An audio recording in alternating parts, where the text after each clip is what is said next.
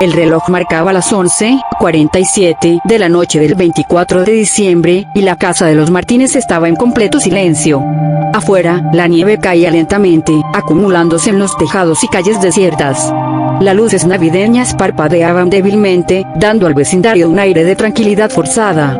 Pero dentro de la casa, esa calma era inquietante, casi sofocante. Clara, de 12 años, estaba acostada en su cama, abrazando un viejo oso de peluche al que le faltaba un ojo. Aunque su madre le había pedido que durmiera temprano, no podía conciliar el sueño. Algo estaba mal. Lo sentía en el aire, en la forma en que el viento susurraba entre las grietas de la ventana, como si estuviera tratando de advertirle algo. A las 12 en punto, Clara escuchó un ruido en la planta baja. Al principio pensó que era su padre colocando los regalos bajo el árbol, pero pronto descartó esa idea. Sus padres habían salido esa noche, confiando en que su hermana mayor, Carla, cuidaría de ella. Pero Carla estaba más interesada en hablar con un novio por teléfono que en jugar a ser niñera. Clara se levantó de la cama, asegurándose de no hacer ruido, y caminó descalza hasta la puerta de su habitación. Al abrirla, el pasillo estaba oscuro, iluminado solo por el débil resplandor de las luces navideñas que venían de la sala. Bajó las escaleras lentamente, cada peldaño crujiendo bajo su peso. Cuando llegó al pie de las escaleras, lo vio. Una figura alta y encorvada estaba de pie junto al árbol de Navidad. Llevaba un traje rojo, pero no era el Santa Claus que había imaginado. Su barba no era blanca y esponjosa, sino larga y desaliñada, cubierta de algo que parecía ceniza. Sus ojos eran dos pozos oscuros, vacíos, pero al mismo tiempo llenos de una malevolencia que Clara no podía comprender. La figura levantó lentamente la cabeza, y un ruido gutural salió de su garganta. ¡Feliz Navidad, Clara! Clara retrocedió, tropezando con una caja que alguien había dejado en el pasillo. El sonido fue suficiente para llamar la atención de su hermana, quien bajó corriendo las escaleras con su teléfono en la mano. ¿Qué estás haciendo aquí abajo?, preguntó Carla, irritada, sin notar la figura junto al árbol. Ahí está. Clara señaló con el dedo, pero cuando Carla miró hacia el árbol, no había nadie. Solo los regalos perfectamente colocados y las luces que titilaban en silencio. Carla suspiró, exasperada. Vuelve a la cama, Clara. No es gracioso. Clara trató de explicarle lo que había visto, pero Carla no quiso escuchar. Subieron juntas las escaleras, y Carla cerró con fuerza la puerta de la habitación de Clara antes de regresar a la suya. El reloj marcaba las 12:15. Clara trató de convencerse de que había sido su imaginación, pero no pudo. Cerró los ojos con fuerza y trató de dormir. Sin embargo, unos minutos después, volvió a escuchar el ruido. Esta vez, eran pasos, lentos y pesados, subiendo las escaleras. Clara contuvo la respiración.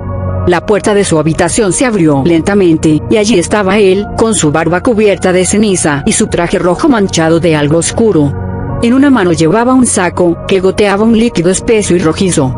La última cosa que Clara vio antes de que la oscuridad la envolviera por completo fue una sonrisa grotesca, que se extendía mucho más allá de lo humanamente posible. Desde esa noche, la casa de los Martínez quedó vacía. Los vecinos notaron que las luces de Navidad seguían encendidas, pero nadie respondía al timbre. Cuando la policía finalmente entró, días después, encontraron el árbol rodeado de regalos abiertos, pero no había rastro de la familia. Solo había un detalle que destacaba: una nota escrita con tinta roja, colocada cuidadosamente bajo el árbol. ¡Feliz Navidad! He tomado lo que me corresponde. El frío del invierno parecía haberse apoderado de la casa de los Martínez, incluso días después de que la policía cerrara el caso. Sin pistas, sin señales de lucha y, lo más extraño, sin cuerpos. Para los oficiales, el caso era un enigma, una más de esas desapariciones inexplicables que eventualmente serían archivadas. Pero para el vecindario, la historia quedó grabada como una advertencia: nunca encienda las luces navideñas después de medianoche. Un mes después, la casa fue puesta en venta. Nadie quería comprarla, pero los nuevos propietarios, una joven pareja llamada Sofía y Marcos, no creían en supersticiones y aprovecharon la ganga. Para ellos, era solo una casa vieja con una historia exagerada por los vecinos. La gente inventa cosas para asustarse a sí misma, dijo Marcos mientras desembalaban cajas en la sala. El árbol de Navidad que habían encontrado en el ático ya estaba decorado y brillaba con luces parpadeantes. Sofía, aunque menos escéptica, asintió.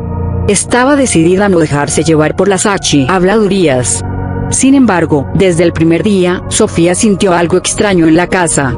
Los pasillos parecían demasiado largos por la noche, y el aire tenía un peso inexplicable, como si alguien la estuviera observando. Marco le decía que era su imaginación, pero en el fondo, Sofía sabía que no estaba sola. La noche del 24 de diciembre, mientras Marcos dormía profundamente, Sofía decidió quedarse un poco más despierta para terminar de envolver los regalos.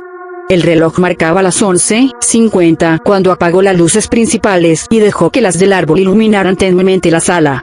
De repente, un golpe seco resonó en el techo, como si algo pesado hubiera caído. Sofía miró hacia arriba, su corazón latiendo con fuerza. Pensó que quizá era un animal, pero los golpes continuaron, moviéndose lentamente hacia el borde del tejado.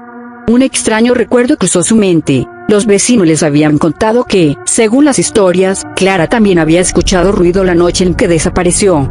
Sofía trató de ignorarlo, pero los golpes cesaron abruptamente, dejando un silencio ensordecedor.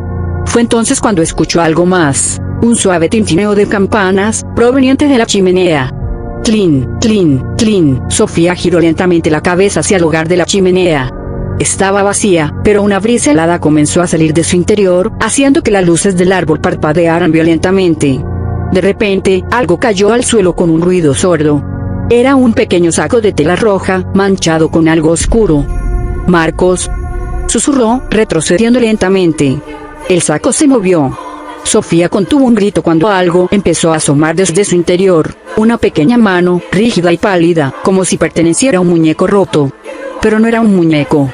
Era una mano humana, y al seguir el brazo con la mirada, vio que estaba conectada a algo peor. El rostro pálido de una niña, con ojos completamente negros y una sonrisa macabra que se extendía hasta sus mejillas. «¡Feliz Navidad!», dijo la figura con una voz seca y rasposa. Sofía gritó, retrocediendo hacia la cocina, pero antes de que pudiera correr, algo la agarró por el brazo. Era una mano grande, áspera, cubierta con un guante rojo manchado. Al mirar hacia atrás, vio a la figura alta y encorvada, la misma que había aterrorizado a Clara meses atrás. Su barba cenicienta goteaba un líquido negro, y sus ojos oscuros parecían perforar su alma. «Tú también me perteneces», dijo con voz grave, mientras arrastraba a Sofía hacia la chimenea. Cuando Marcos despertó al día siguiente, la casa estaba extrañamente silenciosa. Buscó a Sofía por todas partes, pero no había rastro de ella. Lo único que encontró fue un pequeño paquete bajo el árbol, envuelto en papel rojo y con una etiqueta que decía, «Para ti, con amor». Al abrirlo, encontró al oso de peluche de Clara, cubierto de ceniza. De repente, la televisión se encendió sola. La pantalla mostraba imágenes granuladas de Sofía, atrapada en un lugar oscuro, gritando desesperada mientras una figura encapuchada se reía en el fondo. «Feliz Navidad, Marcos», dijo él, a misma voz distorsionada. Marcos huyó esa noche, dejando la casa abandonada. Nadie sabe qué ocurrió después, pero desde entonces, cada 24 de diciembre, las luces de esa casa vuelven a encenderse solas a medianoche, y quienes pasan cerca aseguran escuchar risas y el tintineo de campanas provenientes de su interior.